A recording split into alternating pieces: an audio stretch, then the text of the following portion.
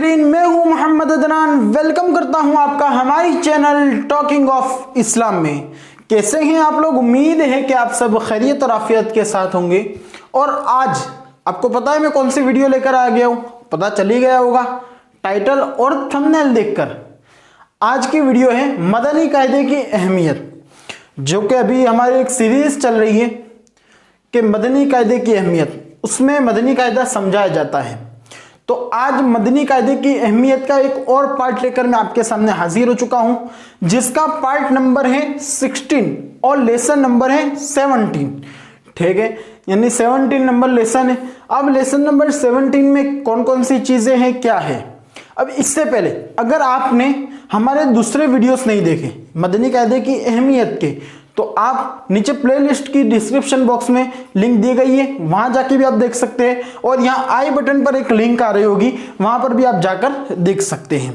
आप शुरू से मदनी कायदे की अहमियत देखिए, तो इंशाअल्लाह अज़्ज़ा वजल आपको समझने में और आसानी होगी और आपको कुरान पाक पढ़ने की इसके बाद और मजा आएगी। जब पूरा मदनी कायदा आप सीख लेंगे, उसके बाद आपको कुरान पाक सीखने की और मजा आएगी और लुत्फ आएगा।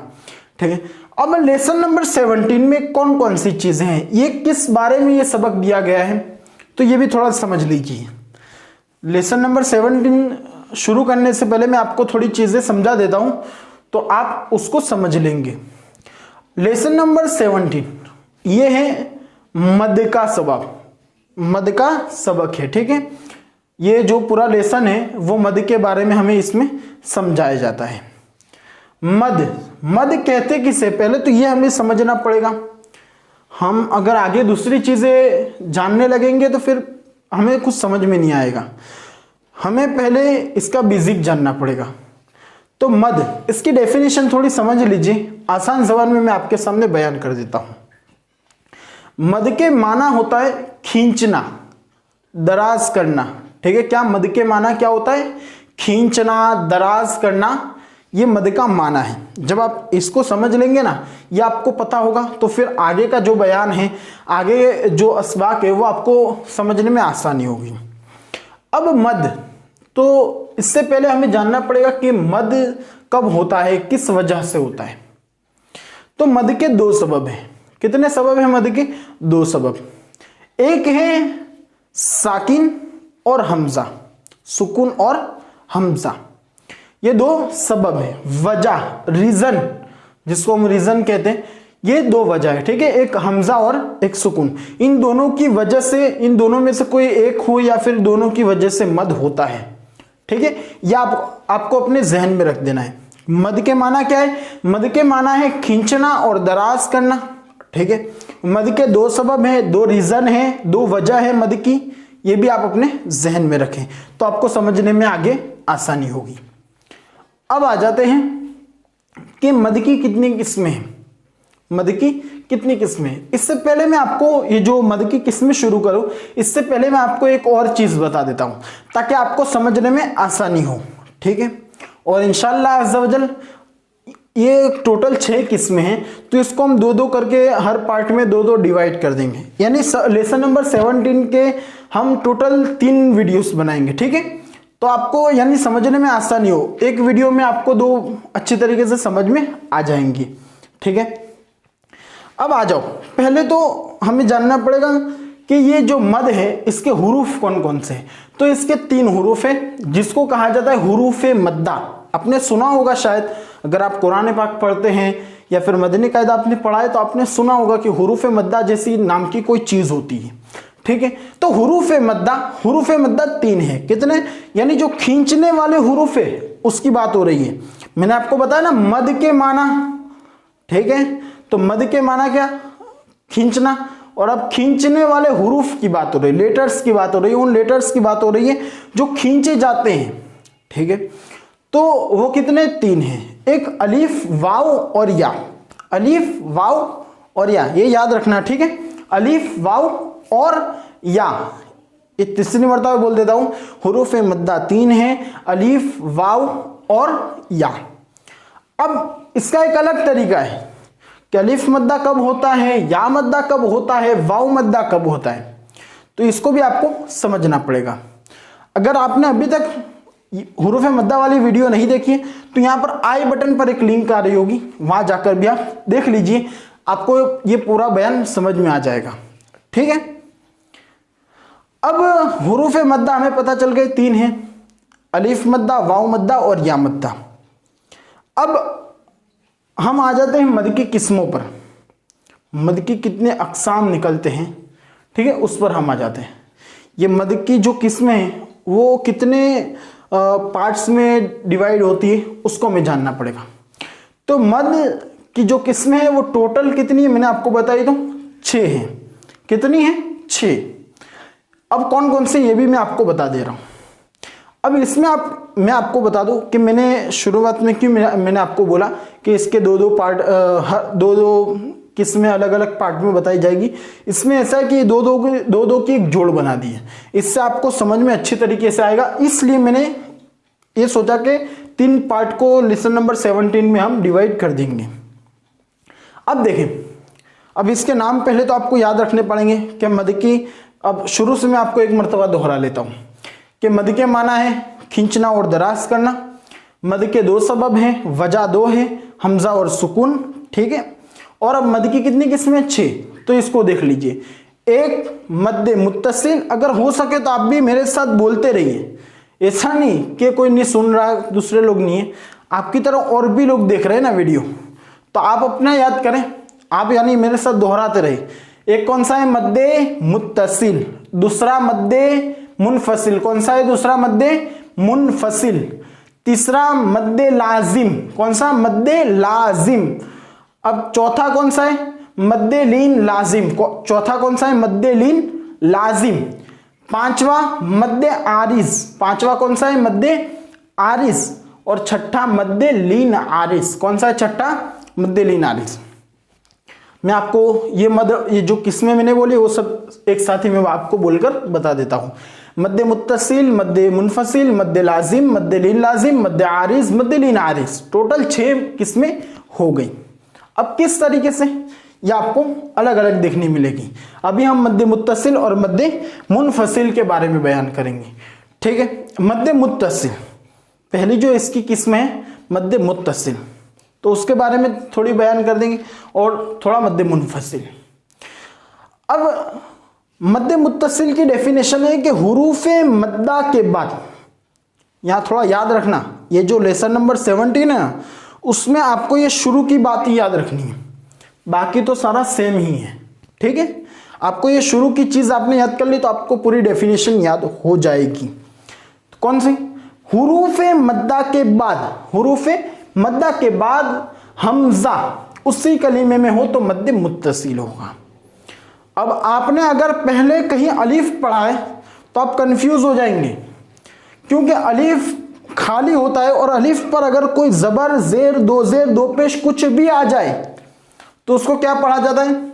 हमजा। क्या पढ़ा जाता है? हमजा। मदनी कायदे के लेसन नंबर 3 में दिया भी गया है, आप अगर लेसन नंबर 3 पढ़ेंगे तो वहां पर आपको पता चल जाएगा। ठीक है, तो किसकी बात हो रही है? हमजा। एक तो जो अलीफ की शक्ल में होता है और एक हमजा की शक्ल में होता है, जो कि ऐन का आधा हिस्सा। ठीक है, इन दोनों को क्या कहा जाता है? हमजा। अलीफ को हमजा कब कहा जाएगा? जबकि उस पर कोई चीज आ जाए, जज्म आ जाए, जबर आ जाए, जेर आ जाए, पेश आ जाए, कोई भी चीज आ जाए। ठीक है, ये आपको याद रखना है। अब कौन सी चीजें? हुरूफे मद्दा के बाद हमजा कहां पर आए? उसी कलीमे में आ जाए, उसी वर्ड में आ जाए। वर्ड एक 2-3 जो अल्फाबेट्स वो मिलकर एक वर्ड बनता है। ठीक है, तो बस इसी तरीके से अरबी में इसको कलीमा कहते हैं। क्या कहते हैं? कलीमा कहते हैं। ठीक है, तो उसी कलीमे में आ जाए हुरूफे मद्दा के बाद, तो कौन सा मद होगा? मद्दे मुत्तसिल होगा। ये पहली किस्म हुई। इसका एक एग्जाम्पल भी है, जा, ये मैं अभी आपको लिख के बता दूंगा। इससे पहले मैं आपको मद्दे मुनफसिल की भी डेफिनेशन बता देता हूं। मद्दे मुनफसिल कहते हैं हुरूफे मद्दा के बाद हमजा दूसरे कलीमे में हो। मद्दे मुत्तसिल में था, हमजा उसी कलीमा में हो। मुत्तसिल के मीनिंग होते हैं मिला हुआ। मुत्तसिल के मीनिंग क्या होते हैं? मिला हुआ। और मुनफसिल का मीनिंग जुदा जुदा। ठीक है। मुनफसिल का मीनिंग क्या होता है? जुदा जुदा। आप ये मीनिंग याद रखेंगे ना तो भी आपको डेफिनेशन याद रखने में काफी आसानी होगी। मुत्तसिल क्या? मिला हुआ, और मुनफसिल जुदा जुदा। मुत्तसिल मिला हुआ, मुनफसिल जुदा जुदा। तो आप इस तरीके से याद रख सकते हैं। हुरूफ मध्य मुत्तसिल में हुरूफ मद्दा के बाद हमजा उसी कलीमे में हो यानी मिला हुआ हो, और मध्य मुनफसिल में हमजा जुदा हो यानी दूसरे कलीमे में हो। ठीक है, तो ये कौन सा मद होगा? मध्य मुनफसिल, मध्य मुनफसिल। ठीक है, यहां पर मैं इसके एग्जाम्पल भी लिख देता हूं। जी नाज़रीन, ये मैंने यहां पर लिख दिए इसके एग्जाम्पल। ठीक है, इसके एग्जाम्पल लिख दिए। ये है मध्य मुत्तसिल का और ये है मध्य मुनफसिल का। ठीक है, ये मध्य मुत्तसिल का। आपको डेफिनेशन याद है। ठीक है, हुरूफ मद्दा के बाद हमजा उसी कलीमे में हो। जा ये एक वर्ड है। अब इसमें देखिए हुरूफ मद्दा कौन सा, ये आपको असल पहचान ये करनी है। अगर आप हुरूफ मद्दा को आपने अगर हुरूफ मद्दा पहचान ली अच्छे तरीके से तो आपको फिर मद ढूंढने में कभी परेशानी नहीं होगी, तकलीफ नहीं होगी। आप डायरेक्ट ये सबसे पहले आपको वही करना है ना। मद आपको अगर कोई पूछता है यहाँ कौन सा मद होता है तो सिंपली आपको नजर कहाँ डालनी है? पहले तो ये देखना है हुरूफ मद्दा कहाँ है।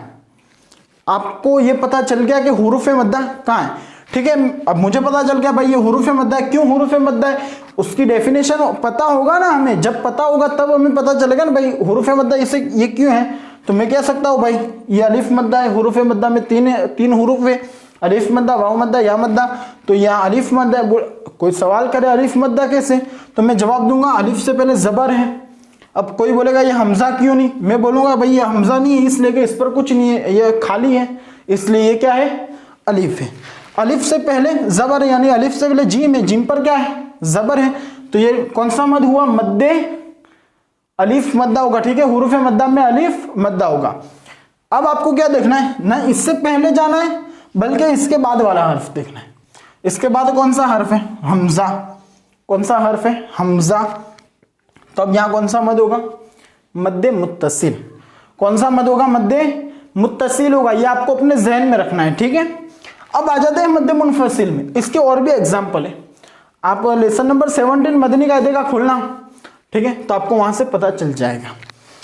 अब आ जाए यहां पर या बनी इसरो। अब यहां पर देखें, अब ये जो वर्ड है ना इसमें दो मद होते हैं। कितने मद होते हैं? दो मद। ठीक है, पहला देखें, मैं आपको एक एक करके सारी चीजें बताऊंगा।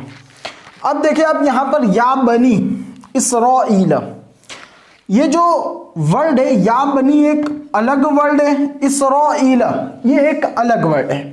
किस तरीके से? या बनी ये पूरा एक अलग वर्ड हो गया।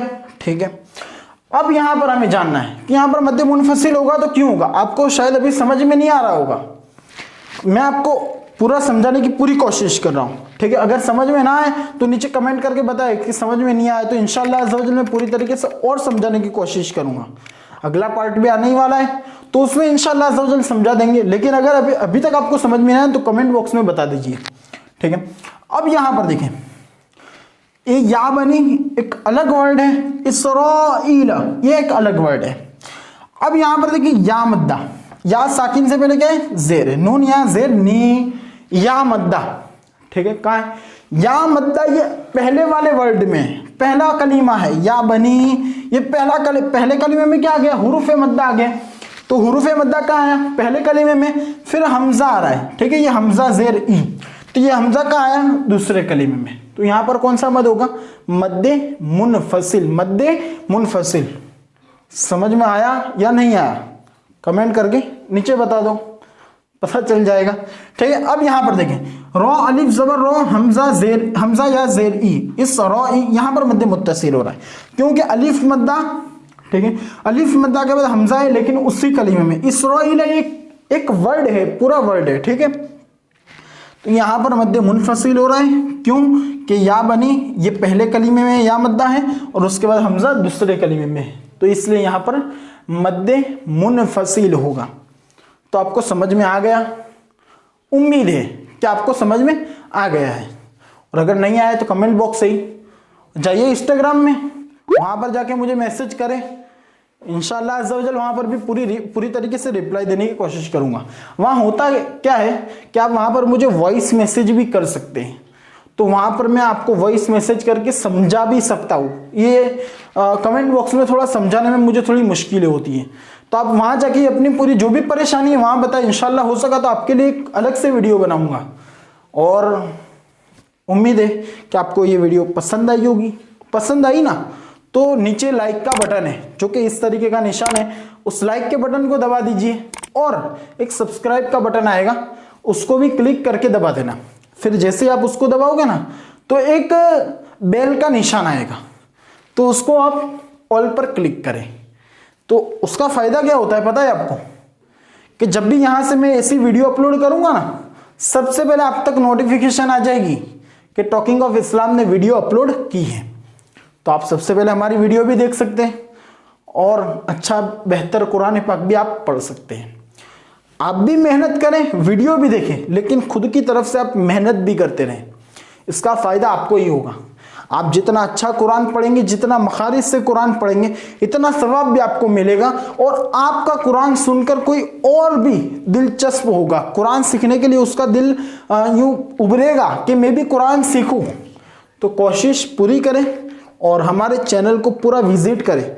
जो पिछली वीडियोस है उसको भी देखें और हाँ, इंस्टाग्राम पर आना और इंस्टाग्राम पर आकर मुझे फॉलो करना। वहाँ पर आपकी कोई भी परेशानी है उसको बयान करना और बस कमेंट कर दो। अच्छा लगा है तो भी हौसला अफजाई होगी, और अगर कुछ बुरा लगा है तो कमेंट करके ही बता दो। ठीक है, चलिए मिलते हैं अगली वीडियो में। और कुरान पाक की भी वीडियो आती रहती है, वो भी देखा करें, तो इंशाल्लाह अज़्ज़ा वजल उसका भी फायदा आपको हासिल होगा। ठीक है, और चलिए मिलते हैं अगली वीडियो में। अस्सलामु अलैकुम।